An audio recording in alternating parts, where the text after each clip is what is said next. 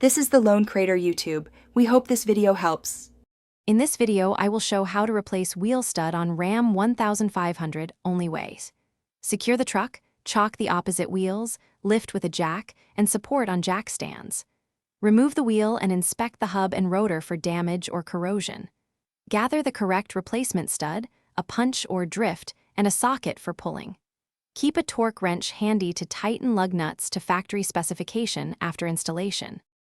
Start by removing the wheel, then unbolt and hang the brake caliper to avoid stressing the brake line. Take off the rotor to expose the back of the hub and the studs. Use a punch or small hammer to drive the broken stud out from the hub recess.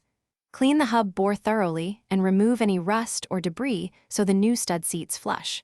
Keep parts organized for reassembly. If you're finding this helpful, please subscribe and like so I can keep making practical repair videos. Quick recommendation: upgrade your clean game with the Shark AI Ultra Robot Vacuum. It handles shop dust and debris while you wrench, and voice control makes it oddly satisfying. It's a small time saver when parts scatter on the floor. Check the description for the link and other deals. Now let's get back to the video. Place the replacement stud into the hub from the back and align it so the splines engage the hub. Thread a washer and lug nut onto the stud and tighten progressively to pull the stud into its seated position until the shoulder contacts the hub. Repeat for each stud if needed. Reassemble the rotor and caliper, then reinstall the wheel.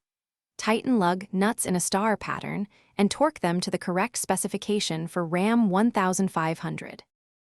Thanks for watching. Consider subscribing if we helped you.